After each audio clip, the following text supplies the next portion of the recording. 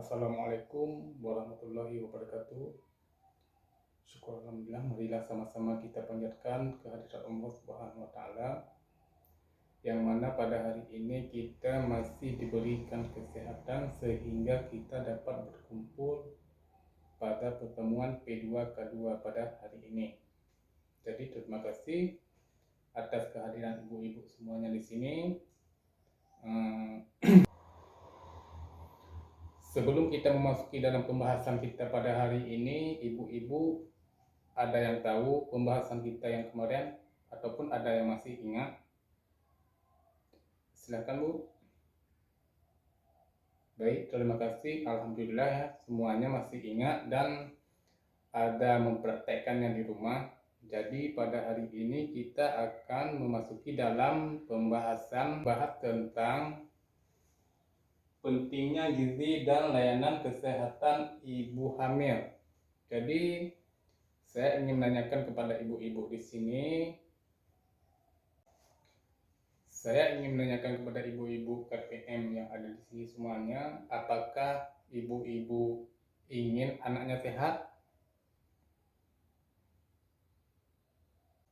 Kalau ingin, kita sebagai orang tua ini harus memberikan perhatian yang baik kepada anak-anak kita semenjak anak kita masih dalam kandungan.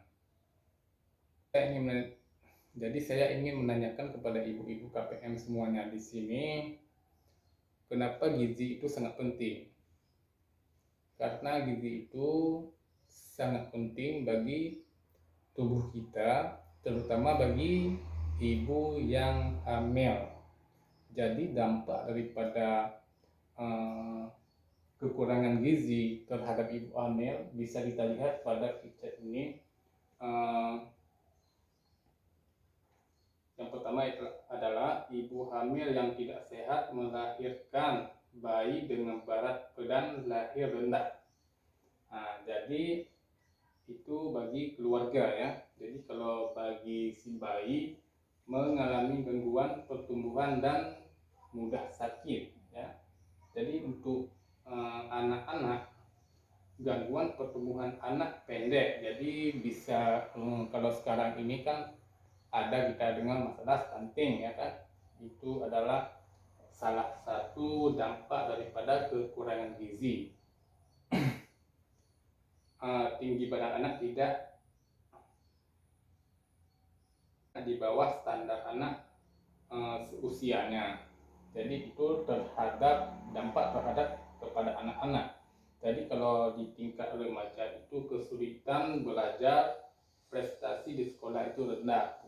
Jadi kalau di tingkat dewasa, gangguan kesehatan pendidikan rendah, terbatasnya pilihan kerja. Mungkin ini adalah dampak daripada kekurangan gizi. Pada ibu-ibu hamil itu sangat dianjurkan untuk isi piringku ini ada riset isi piringku lauk pauk protein, artinya ya kalau buah-buahan itu adalah bagian daripada vitamin, dan kalau sayuran itu mineral, dan makanan pokok itu adalah karbohidrat. Jadi ibu hamil sangat dianjurkan untuk cuci tangan pakai sabun ya, aktivitas fisik ringan, minum air 8-12 gelas itu per hari.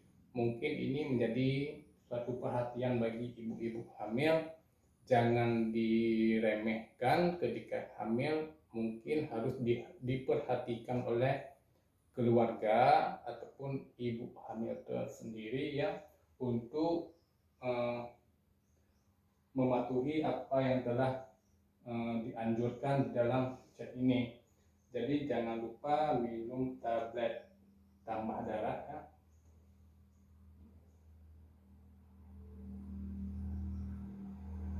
Baik, kita lanjutkan dalam pembahasan kita, yaitu pentingnya 1000 hari pertama kehidupan. Jadi saya ingin menanyakan kepada ibu-ibu, apakah ibu-ibu tahu bagaimana pentingnya 1000 hari pertama eh, kehidupan. Ada yang tahu? Saya ingin menanyakan kepada ibu-ibu KPM di sini, mungkin ada yang ingin menjawab tentang pertanyaan saya. Eh, Bagaimana, mungkin apa pentingnya 1000 hari, pentingnya 1000 hari pertama kehidupan itu, mulai kapan dihitung 1000 hari itu, yaitu yaitu 270 hari di masa kehamilan, 730 hari ketika bayi dilahirkan. Mungkin itu adalah yang disebut dengan pentingnya 1000 hari pertama. Jadi kenapa perlu ataupun pentingnya 1000 hari pertama kehidupan itu? Hari pertama kehidupan itu adalah periode yang sangat sensitif, karena akibat yang ditimbulkan pada bayi pada masa ini akan bersifat permanen, yaitu susah untuk diubahkan ataupun tidak bisa diubahkan di kemudian hari. Jadi saya ingin menanyakan kepada ibu-ibu KPM di sini, ketika ibu KPM ini hamil, biasanya pemeriksaan kehamilan itu kemana? Ke rumah sakit, ke posyandu, ke puskesmas. Iya, baik, sangat baik ya, sangat bagus jawaban daripada ibu-ibu. Iya, yang seperti yang kita ketahui ya, ibu-ibu semuanya. Jadi ketika kita hamil, kita wajib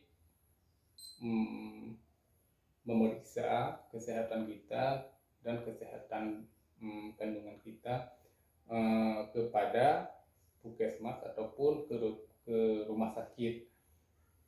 Jadi yang perlu kita perhatikan terhadap ibu hamil di sini adalah asupan makan bagi ibu hamil dan melakukan pemeriksaan kesehatan selama kehamilan merupakan upaya menjaga kesehatan ibu dan anak sehingga anak tumbuh tinggi, sehat dan cerdas ya. Jadi sebelum saya akhiri pertemuan pada hari ini, saya ingin menanyakan kepada ibu-ibu yang ada di sini semuanya, apa harapan ibu-ibu kepada anak-anak?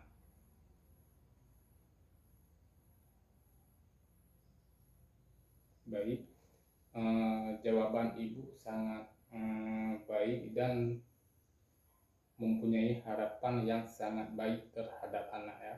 Maka semoga keinginan dan harapan ibu-ibu semuanya sebagai orang tua agar anak tumbuh menjadi anak yang sehat, tinggi dan cerdas ya. Mungkin itu adalah harapan kita semua yang ada di sini sebagai orang tua, harapan kita sebagai anak. Semoga anak kita menjadi anak yang berbakti kepada orang tua, sehat, cerdas ya. Mungkin sebelum saya akhiri, ada yang ingin ditanyakan, silahkan. Tidak ada, Bu ya, sudah jelas semuanya ya. Mungkin pertemuan pada hari ini saya akhiri sampai di sini saja. Jangan lupa pembelajaran pada hari ini dipahami dan jangan lupa dipraktekkan di rumah ya. Jangan lupa dipraktekkan di rumah karena ini masalah tentang kesehatan sangat penting ya untuk dipraktekkan di dalam kehidupan sehari-hari kita di rumah.